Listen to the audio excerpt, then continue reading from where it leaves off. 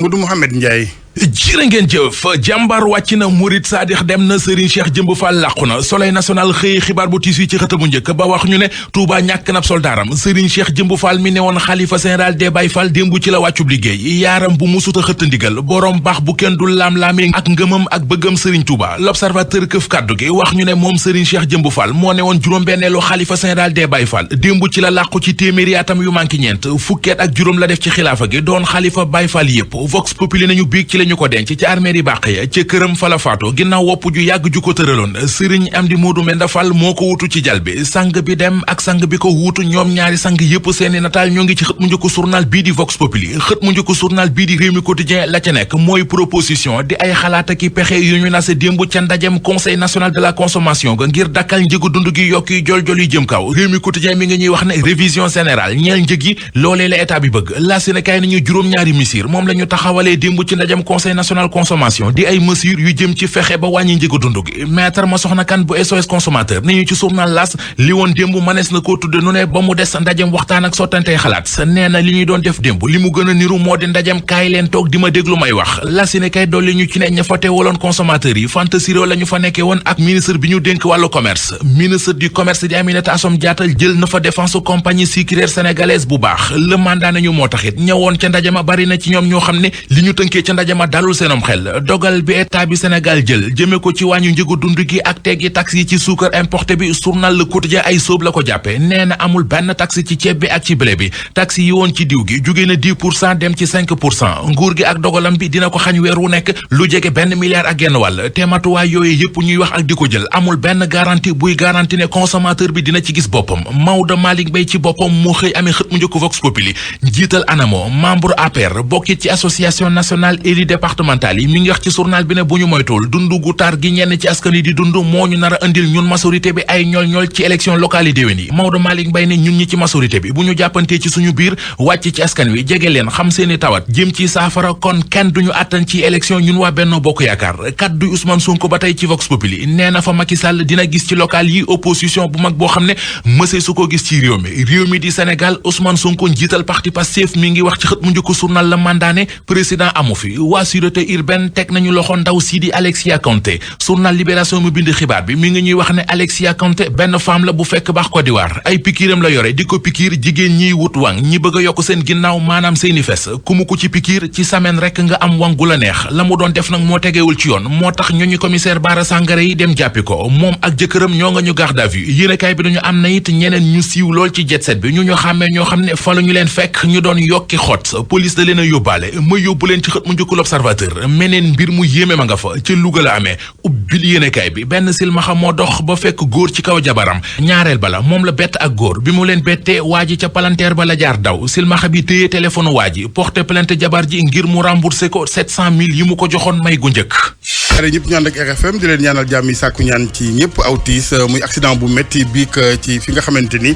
mooy ca Fatick juróom-ñeent ñu faatu juróom-ñaar ñi ci saa si la ñàkk seen bakkan ñaar ñeneen ginnaaw rawal gi ci urgence hôpital bu Fatick ñu fàttali rek ne accident mu ngi amee ci route nationale 1 bi diggante Njongoloor ak Diouroup dip bus bu mbëkkante coupe camion wàllu xibaar bokk na ci accident camion ba woon ci diwaanu Saloum chauffeur ba doomu Mali doon ko dawal tey ji la ko yoon di àtte ci wàllu topp gi nag bokk na ca ak paate ak it jurali askan gaañu ci lu mu tayul ñu fàttali ni jéey ji mu ngi amoon fukk ak juróom ci fan ci weeru août wi nu génn weeru août bi la amee kon ca diwaanu Saloum tiis weneen làquk ku tedd ki Serigne Cheikh Jëmb Fall xalif général des Baye Fall démb la daal di kon wàcceeb liggéey ci juróom-ñeent fukkal atam ak juróom-benn fukk ak ñeent ci at ci xilaafa gi moom juróom-bendeelu xalifa bu maam Cheikh Ibrahima Fall jébbal nañu ko sunu borom ca armeer yu Baxiya ci Touba Mbacké waajal màggal gi kilifa yu Sénégal naka noonu ci wàllu préparatif yi amaloon ci ndaje démb ca ministère de l'intérieur jëwriñ ji nu dénk fànn woowee Antoine Félix Diome xamle ni nan ko baaxoo rek kilifa yi daan jël matuwaay yëpp ngir màggal gu jaar ci yoon màggal gi it ku tedd ki Serigne Bassirou Mbacké moom Serigne Abdoul Khadre di fàttali mbooleem taalibe yi ñu bañ a rek daal di fàtte jàngoro coronavirus mu ngi fi ba tey sàkku na ci ñëpp kon ñu daal di wàccoog matuwaay ni ko kër docteur waxe ministre des transports aériens ak directeur général aéroport international Blaise Diagne gindi ko am na seen digg Alioune Sarr ak Doudou Ka mbébét gi benn la ñu ne jamono yi mooy fexe ba jëmu gi fa njiitu réew mi joxoñ ci wàllug yoonu Dakar New York ñeel Air Sénégal ñu daal di ko matale mbébét googe bokk na ci at mu ne ñu am million ak juróom bi téeméer ak juróom fukki junni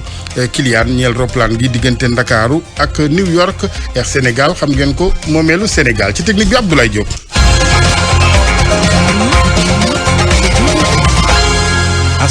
ñu tàmbali xibaar yi ak tiis naka noonu it di jaale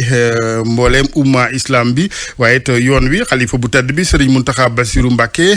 ak it njabootug maam Cheikh Ibrahima Fall yëpp ginnaaw làquk xalifa bu tedd bi di xalifa Baye Fall Serigne Cheikh Jëmb Fall démb la daal di wàccab liggéey ci juróom-ñeent fukkeelu atam ak juróom-benn moom juróom-benneelu xalifu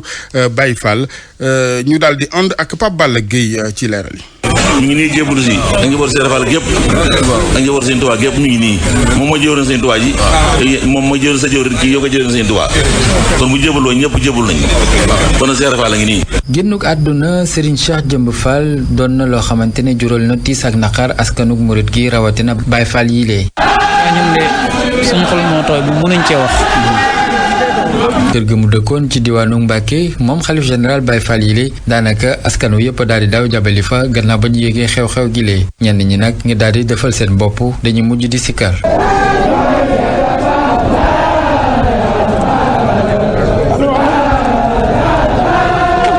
ñi ci des seen xol tooy ñuy daal di daanu yeeseek yu ni mel.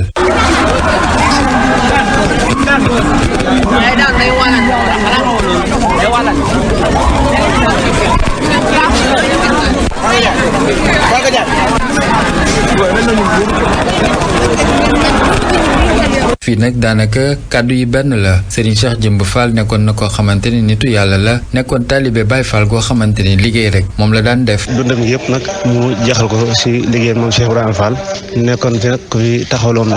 yoonu Baye Fall kër moom Cheikh Ibrahima Fall di jëfe ndigali ba noppi ku ñu ràññeele si yoon wi koo xam te ni ku suñu fàllu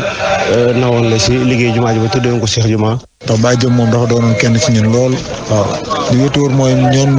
dañoo ñàkk. waaw parce que ñun ak njabootam la woon bokkoon si njabootam sosot moom lool sax. waaw waaye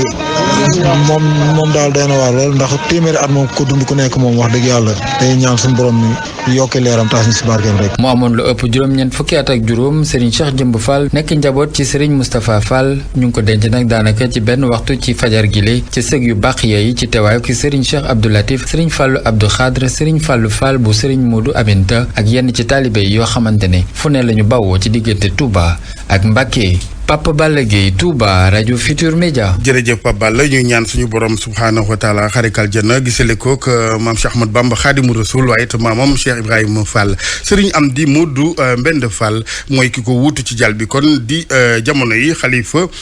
bu Baye Fall Serigne Amdi Modou Mbend Fall ñu ñaan moom it suñu borom yàggal taxawaay gi oyofal lool yan bi ñu des Touba Mbacké ak waajalug màggaluk Cheikhul Khadim gi ñu ngi ci doon amal ak ndaje démb ci ministère intérieur ni ñu ko baax at mu ne ndajeem waajal la ci fànn woowee jëwriñ ju ñu dénk biir réew mi Antoine Félix Diome xam leen ni daanu jël matuwaay yëpp ngir lépp jaar ci yoon porte parole bu yoon bi Serigne Bassirou Mbacké moom Serigne Abdoul Khadre bokk na ci ay kàddoom ak pàttali jëmee ci taalibe yëpp ngir ñu baxel coronavirus gi ak lépp luy digley kër docteur jëm ci wàllu moytu gi Seydou Nourou Ba. waajtaayu màggalu Touba bu ñu dégmal ministre bu intérieur nag wax na ne ñu ngi ci te ñu ngi def lu ne ba lépp daal di yemb Antoine Félix Diome. gouverneur u Diourbel toog jiite woon ko jëm ci wàllu yëpp yi nga xamante ni dina itteel màggal gi ndox énergie wàllu commerce ndax produit yi dinañ fa li ñuy jëfandikoo dina fa mën a yemb te dina mate. jëm ci wàllu assainissement bi wax nga ko léegi mu tombook jamono fi mu toll ndax màggal gi léegi dafa dugg ci nawet bi leeralaat nga ko léegi tamit sëriñ bi ginnaaw nawet bi dañu toll ci jamono boo xamante ni xañ na mi ngi bëgg a yàgg tuuti yàlla na suñ borom dimbali ñu ba mu jóge fii muy mbas mi. représentant xalif général des mourides di sëñ Bass Abdou Khadre Mbacké moom tàyyiwul di fàttali taalibe yi ñëpp respecté li nga xam moom mooy mesure barrières yi ndax bu kenn fàtte ne mbas mi ba tey mu ngi fi. ñu bañ a wàccandi ko rek jàpp ne jàngoro ji ñu ko wàcce wala jeex na ndax loolu tam bu responsabilité mais am ngeen boo fa nekkee dëkk fa ñëpp la la ca war mooy la ci war waa réew mi lépp di mbirum citoyen loolu ñëpp la war di rasulullahi di wax ne xubbul watani minal iman bu dul dara yi ni ma ko waxee woon ci njëlbeen gi rek ku ci ne dangay nekk ak say dëkkandoo kon sàmm leen rek war naa tax ñëpp gën a wattaliku gën a aaru ci li nga xam ne yàlla ci mën a musal ñëpp.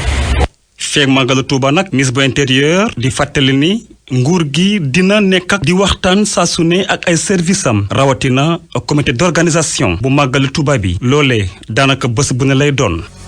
pour man RFM mooy rajo bi gën a jege askan wi. RFM rajo bi jaamu seen soxla. ñu waxtaanee aw tiis accident bu métti biig ci route nationale 1 bi diggante Njongoloor ak Diouroup juróom-ñeenti doomu aadama faatu ci juróom-ñaar ña ci saa si la ñu faatu ñaar ñeneen bi ñu leen rawale ci service urgence hôpital régional bu Fatick accident bi li ko waral joojee jiyee mooy bus bu mbëkkanteeku camion ci tali boobu ni ñu ko waxee diggante Njongoloor ak Diouroup am na ci it ñaar fukk yu nu xayma ci ñu ami gaañu daanaka taxawu geeg wàllu gi guddi gi yëpp ña nga ca woon Aminata Goudiaby. accident bi ni mu méttee jaaxal na ñi ko fekke ñépp ay nit ñoo xam ni seeni mbokk nag ñoom ñoo ci faatu kenn mënu leen woon a téye juróom-ñeenti nit nag ñoom ñoo ci ñàkk seen bakkan juróom-ñaari nag ca saasa la ñaar ñi ñoom gannaaw bañ leen évacuer ci hôpital la ñu génn àdduna sapeur pompier yi nag ñoom dañoo amoon ay jafe-jafe sax ngir génn yenn néew yi ci oto yi seen jumtuwaay yépp la ñu mobiliser capitaine Sada Dia moom mooy commandant groupement d'incendie et de secours numéro 3. li tax intervention bi metti nag choc bi moo violent et donc choc boobu tax na ñi ci am ay gaañu ak ñi nga xamante ni ñàkk nañ seen bakkan dañoo xawoon coincé wu ci biir oto yi donc loolu moo tax quand même intervention bi xaw a compliqué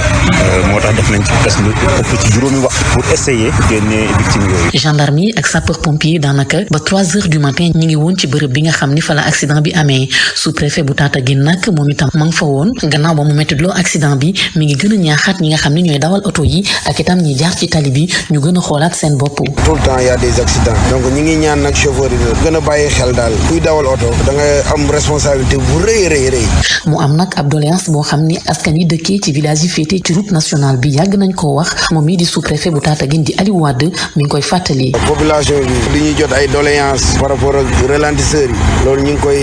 wax aussi autorité Ageroute yi ñu étudier question boobu. accident bi nag li ko indi moo di ab bus bu doon dem Sédhiou moom mu mbëkkante ak benn camion boo xam ni matt la yaboon mi ngi amee ci diggante Njongoloor ak Diouroup ci route nationale numéro 1 bi ba tax na sax bloqué woon na circulation bi lu ëpp juróomi waxtu loolu nag nekkoon loolu njàqare ci ñi nga xam ne ñoom ñoo doon voyager Aminata Goudiaby Fatick RFM. jërëjëf soxna Aminata Kaolack it naka noonu ci pàttali keroog ñaar fukk ak juróom ci fan ci weeru août accident bu metti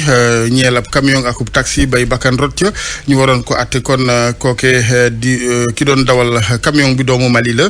waaye avocat am 25 août bi kon la woon àtte bi ngeen baal ma avocat bi sàkk woon ak tuxal ba tey ci àllarba ji tey benn fan ci weeru septembre 2021 lépp àtteem ci diwaanu Saloum ñu dem fa fekki Pape Mbaye Diaw. chauffeur camion malien bi àtteem ci àllarba ji lañ koy amal le 25 août bële la war na am waaye ay avocat am ñoo sàkk woon ñu renvoyé procès bi chauffeur boobu nag leen koy toppee rek mooy faat ak gaañ ay nit ci lu mu teyul di fàttali nag ni Idriss Doumbouya moo doonoon chauffeur bi nga xamante ni moo doon dawal oto bi mbëkkan taxi bi fële ca centre ville te lu tollan ci ñeenti nit daal di ci ñàkkan seeni bakkan am kenn ko ci am ay gaañu ci bis boobu nag population bi mer nan lool ba tax sax ñu daal di yàqan ay oto yoo xamante ni immatriculation bi malien la woon bi loolu amee tamit takk der yi ñoom it defoon nañ seen liggéey ngir rek mën a indi dal ci dëkk bi gouverneur sax moom it daal di jëlan ca jamono yooya benn arrêté ngir rek camion yi nga xamante ni rek danoo am immatriculation étrangère ñu mën leen a gaare li ko dale 20 heures ba 9 heures ci suba loolu nag soo gisee rek ñu defoon ko danoo bëggan rek ngir aar borom camion yooyu ndaxte jamono yooyu gisan nañ ne nit ñi xawoon nanoo mer te xam le rek ne bu amul beneen renvoi Idriss Doumbouya mi nekk chauffeuru camion bi dinañ ko àtte ci àllarba ji tribunal bu grande instance bu Kaolack bu 9 heures jotee RFM Kaolack Pape Mbaye Diaw. Pape Mbaye jërëjëf. RFM dina wéy di ànd ak yow ci bëccëgu tey gi ngir xam kon ni nga ko waxee àtte beeg na mu tëddee foofu ca diwaanu Saloum dañuy des ak wàllu dem ak dikk waaye bi yoon ci jaww ji muy transport aérien jëwriñ ji nu ko dénk Alioune Sarr ak directeur bu aéroport international Blaise Diagne dafa mel ni gindi ko am na seen digg léegi moom Doudou Ka ba fas nañu yéene jëmu gi doon benn fexe ba Air Sénégal mbébétam jëm ci at mu ca ne mu am ci wàllu ay clients di passager million ak juróom-benn téeméeri junneeg juróom fukk ñu yegg ca ci kon dig-digalu Ndakaaru ak New York ñu fàttali ni roplaan gu njëkk bu Air Sénégal ñeel yoon woowee Dakar New York ñaari fan ci weeru septembre ëllëg lay tàmbali Abdourahmane Diallo. ginnaaw bi mu géddee semaine bii ñu génn Aliou Sarr delluwaat AIBD ngir yeggali visitam jëwriñ bu yor wàllum jaww ji ak tourisme fas yéene nekk ci jàmm ak directeur général AIBD Doudou Ka loolu rek ngir ñu mën a concentré wu ci li leen war Aliou Sarr mooy jëwriñ bu yor wàllum jaww ji ak tourisme. parce que transport aérien amul looy tànn mbaa looy hésité dafa nekk loo xam ne dañ ko normé bëggul coow lu bëri ndax dañu bëri ay wujj ci biir sous-région am na réew yoo xam ne place bi Sénégal bëgg a am moom la ñu bëgg a jël kon nag ñun ñëpp waa Sénégal dañu war a nekk benn dànk ndax lépp lu ñu wax luy xajamal transport aérien rek yaa ngi yàqal président de la République yaa ngi yàqal réew mi. ci seen liggéey yooyu directeur général bu AIBD daal di xamle lan mooy place su aéroport bi ci réew yi nga xam ne ñoom ñoo ñu wër Doudou Ka. notre objectif c'est d'être un hub. suñu taxawaay mooy nekk yoon diggante Afrique ak Europe wala diggante Afrique ak Amérique yenn aéroport yi nag ñoom diggante Afrique ak Afrique loolu moom mooy seen taxawaay fu mu toll nii ñun ak ñoom bokkuñu ñun ñi nga xam ne ñoom ñooy suñu concurrent direct waxtu bii may wax nii Casablanca la. c'est vraiment Casablanca. ngir vol bu njëkk Air Sénégal Dakar New York ñu xam le ni lépp yemb na compagnie bi sax mu ngi wax ay objectif am Ibrahima Kane mooy njiitu Air Sénégal. en faisant une extension de ce potentiel de marché. liggéey bi bu ñëwee ba wéy at bu nekk diggante Dakar New York mun nañ ci am lu ëpp 1 million passagers. 150 000 passagers par an.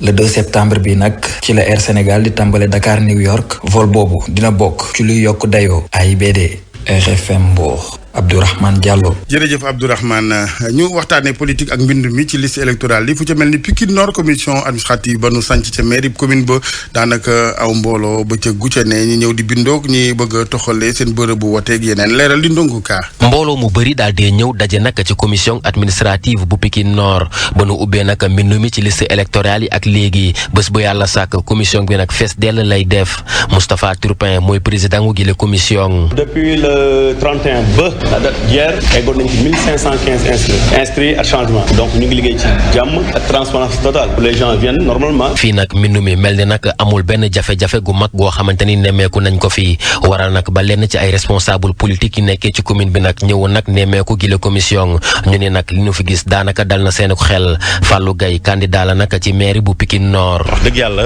président bi recevoir nañu dem nañ ba gis ni am na daanaka ñaari téeméer ak juróom-ñaar fukk nit yoo xam ni semaine bu nekk daanaka dinañ inscrire buñ fi ñëwee naqarlu fi tamit xew-xew yi fi amoon ndax coow yooyu waroon naa mën a ñàkk ñun ñoo bokk dëkk Pikine Nord te ma jàpp ni ñoo xam ni ñoo bokk lu nu bëgg noo doonoo war a bëggante waaye waruñoo noonoo. semaine bii nu génn nag ay jàppante yu tar amoon nag ci maire bu Pikine Nord jëm nag ci wàlluk mbindu mi militant yu parti la République des valeurs doon joxar bi nag ba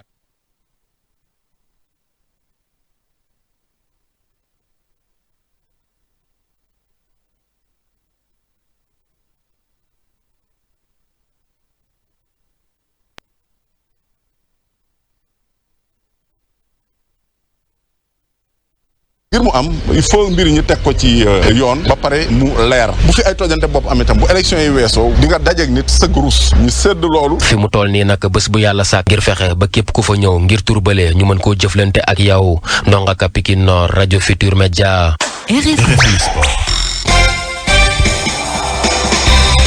tàggat yaram ak wàllu football Sénégal Togo samedi ji lay doon gaynde yu Sénégal xam naa ki bind li Ablaye dafa juum de du samedi man mi bokkul des sport sax xam naa ni match bi tey la ca diwaanu Thiès jàppale ni kon Sénégal ak Togo ñoom sénégalais yi nag di suñuy gaynde entraîné démb ci ngoon ca Thiès stade Lat Dior équipe bi matagul ñeneen ñi ñu ngi leen doon xaar ba biik ci janook taskatu xibaar yi entraîneur bu Sénégal Aliou Cissé moom nee na mbébét gi genn la maanaam qualifié coupe du monde donte nangu na ni équipe am na lu des Aliou Cissé Cheikh Anta Diop. waaw xanaa rek expérience bi nga xamante ne am nañu ko ndaxte groupe bi daanaka lu toll ci juróom benn at ñi ngi football suñu biir Sénégal tey ji statut mondial la am ñu bëri nga koy xaar Qatar benn coupe du monde 2022 sans Sénégal loolu ñu bëri maanaam xalaatuñ ko waaye nag fii ci Afrique nag compétition yi CAF di organiser dafay metti lool football africain waaye nag suñu objectif bi nga xamante ne moom la ñu tegal moom mooy qualifier te ci yoon woowu la ñu nekk te duñu ko wàcc xanaa di ñaan Sénégal yëpp ñu ñaanal ñu li nga xamante ne moom la ñu def suñu diggante Congo gagné Cap-Vert loolu la ñu bëgg a continuer. Notre désir c'est continuer aussi à confirmer toutes ces choses que nous avons fait.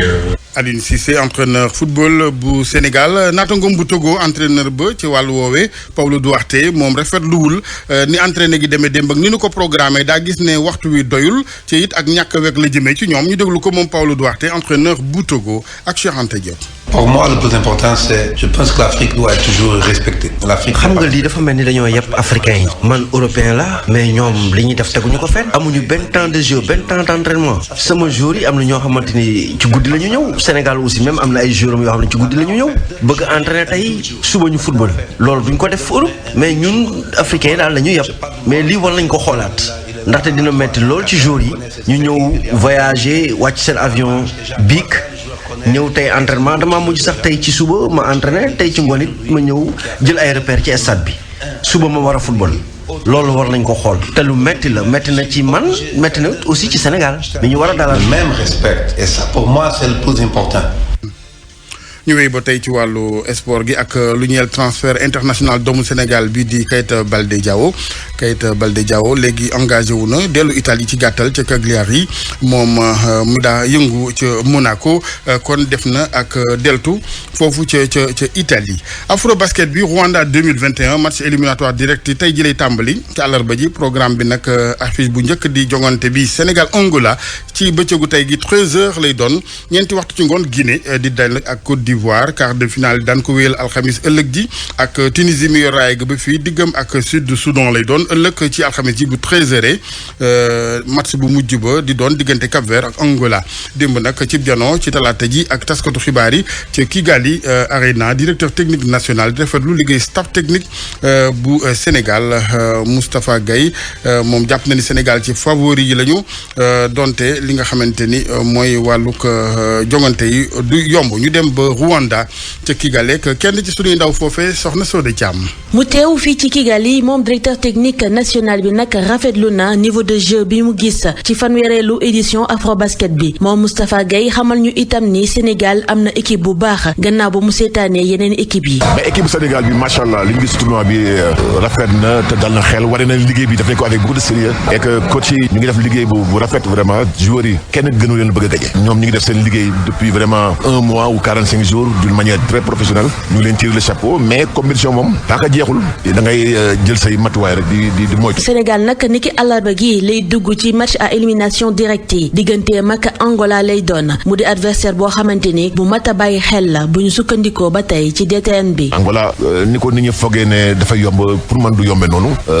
équipe bu am expérience am solide bu défense bu baax match bu nar a métti doon parce que ñaari équipe nañu mën défendre donc mais ñun am nañ suñu argument te am nañ ci ay xalaat boo xam ne buñ ko continuer def yàlla mën nañu may ndam. kon nag ci noonee ñoom gaynde yi avertir nañ leen lu jëm ci seen jongante seen digganteeg ak ñi ñuy dippee les Palancas Negras Moustapha Gaye ci jàkkaarloo gi mu doon amal ak taskatu xibaar yi daal dinay àddu itam ci résultat tirage au sort éliminatoire coupe du monde bi. pour baax la ci ñun parce que pour man dinañu permettre ñu développer suñu équipe jeunes yi ñuy am quel que soit résultat bi ñu am naroon fii yàlla nañu yàlla may ndam dinañu permettre yi di ñëw ñu jouer ay fenêtre qualification bi gën a développer xale yi di leen a améliorer loolu moom am na solo ndax ñun sera bu ñu paree fii on sera dans la continuité. Moustapha Gaye xamal ñu itam ni am na ay équipe yoo xamante ni rafetlu na seen taxawaay mu di Ouganda Soudan du Sud waaye itam dëkk bi dalal di Rwanda Soda Thiam fii ci Kigali ngir radio Futur Média. Soda ñu koy gërëm bu baax Soda Thiam ak càmmiñam Malal Junior Diagne di ndawi RFM ca Rwanda di ñaanal sunu équipe nationale mu am ca ndam ci quart de finale tey jii ci wàllu basket gi am ko it ci diwaanu Thiès incha allah ci football bi diggante kon Sénégal ak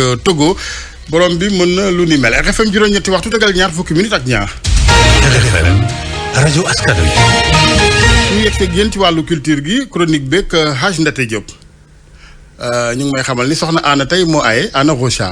maa ngi leen di nuyu mbokk yi archive cinéaste Paulin Soumanou Vieira léegi ñu mën ko wane public bi loolee di mbëbët bu Black Film Center di archive bu université Indiana nekk ca États-Unis loolee gannaaw bi ñu daal di jot ci archive cinéaste bi nga xamante ne moom mooy africain francophone bu njëkk réalisé ab film muy Afrique sur scène ne woon atum 1955 ci diwaanu Fatick centre culturel régional ba daal dina produire benn single mbar bu yaajey loon ko tuddee léegi ñu daal di ko siwal Mbar Faye ku siw loolu ci diwaanu Fatick mu ci delloo njukkal waajuram bu jigéen mbébétam moom mooy daal di tàmbale benn carrière artiste professionnel Aminata Goudiaby ngir yeneen i leeral. liggéey bi daanaka jeex na mën nañ ni daanaka produit fini la ñi ngi ko arrangé nag enregistré ko fii ci studio d'enregistrement bu centre culturel régional bu Fatick single bi mi ngi tudd Mbar bu yaajee yi moom nag nee na ki mu ciy delloo njukkal moom mooy yaayam nga xam ne dafa génn àdduna. xoolee single laa def nii mais titre bi Mbar bu yaajee yi la def naa ci hommage ci sama yaay rek waaw am nag samay nit démb puisque nag olof ñaari fan kuy fàtte démb ku ne baaxoo waaw man nuyu leen ci rek waaw ak ñi may tëggal ñoom it man nuyu leen ci. tambour major la moom Mbar Faye daanaka cérémonie politique ak itam familiale yu bëri yoo xam ne day am ci Fatick moom moo koy tëgg xumbal ko waaye nag moom nee na single bi day wane ni rek dafa bëgg tàmbale ab carrière d'artiste professionnel la. damaa xam ne nag aar bi nag boo ci nekkee waxtu jàll bugg fu ne toppal xewi rek sabar yi fësko yi ak ngénte yi ceet yi d'accord loolu nag tey fu ñu yegg si loolu moo ñu fa yeggal nag waaye day toll foo xam ne nag day jot nag ñu jéem a war a suñu bopp tuuti dama bëgg a gën a professionnaliser ak liggéey bi waaw plus il est temps nag. région bu Fatick nag moom mii mu ni bëri na ay talent yu mën loolu li ñuy def waaye ngir ñu développer mooy jafe-jafe bi li ñu manqué nag mooy ay moyens moom mii di Mbar Faye di sàkku ci kilifa yi ñu gën leen a jàppale ba ñu gis seen bopp ci aar bi ñuy def. aar bi fii dafa mit trop da ngay dem ba ne bu ma sañoon sax leen laay def yi bon ñuy ñaan tam ministre de la culture ak ci ñun ñu jàppale ñu. groupe am nag ñi ci bokk ñëpp daanaka ñoom ñoo bokk famille ki koy awu ci single bi mu def sax doomam la single bi nag moom nee na bu yàggul dara danañ ko teg ci marché bi jaay ko. ñu koy jaajëfal di leen jaajëfal bu baax a baax mbokk yi ci yéen ci déglu bi dig daje ëllëg incha allah ci yeneen xibaar ñeel aada ci RFM. ana saa ñu koy gërëm laata yéen kaay yi xibaar bi ñu dab ñaari nappkat yu fekk baax ca Simal ñoom ñoo réer géej bi ak léegi seen gaal ga ñu ne woon moo daal di këppu ci bras de mer bi nga xamante ni moo dox diggante Simal ak Fimela ci xibaar sapeur pompier yi daanu